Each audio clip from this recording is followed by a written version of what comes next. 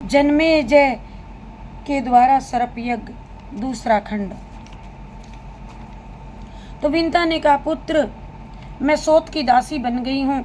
गरुड़ बोले, माता तुम शौक मत करो, तुम्हारी सारी चिंता दूर कर देता हूँ। व्यास जी कहते हैं, इस प्रकार गरुड़ की माता विंता को दासीपन से मुक्त करने के लिए साथ में गए। वहां पहुंच जाने पर गरुड़ ने कद्रू से कहा, माता तुम्हें प्रणाम है, मुझे निश्चित रूप से ये बताने की कृपा करें कि माँ किस प्रकार मेरी माँ को दासी भाव से आप मुक्त कर सकोगी। कद्रू ने कहा, पुत्र तुम अभी स्वर्ग से बलपूर्वक अमृत ले जा करके मेरे बेटों को सौंप दो। ऐसा करके तुम अपनी अबला माता का शीघ्र उद्धार कर सकते हो। तो व्यास जी कहते हैं, कद्रू के इस प्रकार कहने पर पक्षीराज महाबली गरुड़ तुरंत इंद्रलोक चले गए। वहां उन्होंने युद्ध करके अमृत का कलश छीन लिया और अमृत ला करके विमाता कद्रू जी को दे दिया। उनके इस प्रयास से माता विंता निसंदेह दासी भाव से मुक्त हो गई। जब सर्प स्नान करने के लिए चले गए तब इंद्र ने चुपके से अमृत चुरा लिया और उधर गरुड़ के प्रभाव से विंता को दासी भाव से मुक्त हो गई थी। वहां कुशाएं बिछी थी और सर्प आकर के उन कुशाओं को चाटने लगे। कुशाओं की नोक बड़ी तीक्ष्ण थी। उसका स्पर्श होते ही सर्प दो जीभ वाले हो गए। माता कद्रू ने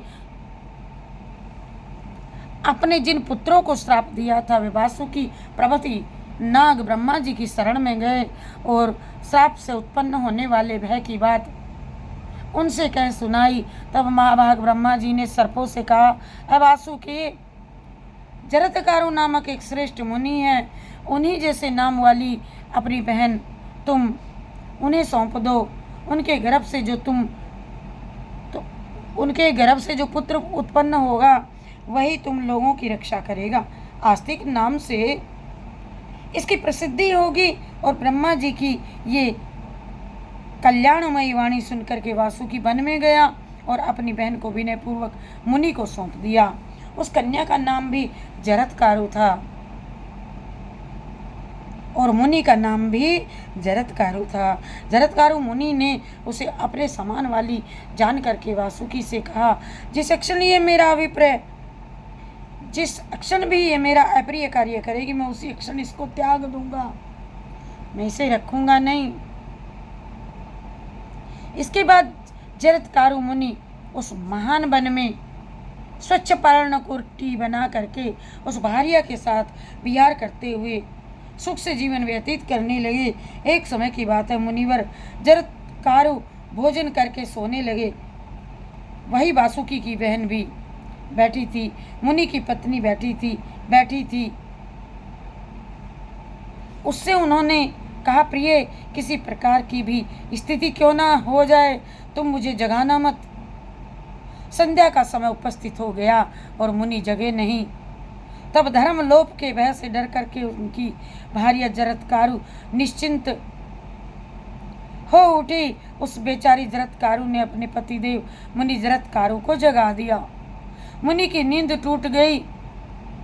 उन्होंने पत्नी जरत्कारु से कहा, निंद्रा में विघन डालने वाली, मैं जा रहा हूँ, मैंने तुझे त्याग दिया, तू अब अपने भाई के घर चली जा। कुछ समय व्यतीत हो जाने पर मुनि का वंशधर पुत्र जरत्कारु के उदर से उत्पन्न हुआ। कुरुश्रेष्ठ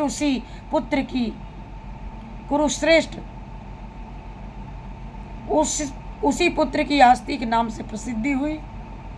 वह बालक भविष्य में आस्तिक मुनि के नाम से विख्यात हुआ। राजेंद्र, माता के कुल की रक्षा करने के लिए उसने तुम्हारे यज्ञ में आकर के तक्षक को बचा लिया। राजन, अब तुम भक्ति पूर्वक भगवती माँ जगदम्बिका का एक बहुत विशाल मंदिर बनवाओ, जिसके पुण्य से तुम्हें संपूर्ण सिद्धि प्राप्त हो सकेगी। उत्तम भक्ति से आराधना करने पर भगवती जगदम्बिका सदा समस्त अभिलाषाएं पूर्ण कर देती हैं। राजेंद्र, तुम नवरात्र व्रत करके श्रीमद् देवी भागवत नामक पुराण का श्रवण करो। ये सर्वोत्कृष्ट पुराण का श्रवण करो। ये सर्वोत्कृष्ट पुराण सर्वप्रथम आधे श्लोक में भगवती आद्या शक्ति ने विष्णु के लिए कहा था। राजन, इसी के श्रवण से तुम्हारा चित्त शांत हो जाएगा और पितरों को सदा स्वर्ग में रहने की सुविधा मिल जाएगी। श्रीमद् देवी भागवत पुराण दूसरा स्कंद। सर्वमंगल मांगल्ये शिवे सर्वार्थ साधिके शरण्ये त्र्यंबके गौरी नारायणी नमोस्तुते। सर्वमंगल मांगल्ये शिवे सर्वार्थ साधिके शरण्ये त्र्यंबके गौरी नारायणी नमोस्तुते। सर्वमंगल मांगल्ये शिवे सर्वार्थ साधिके शरण्ये त्र्यंबके गौरी नारायणी नमोस्तुते।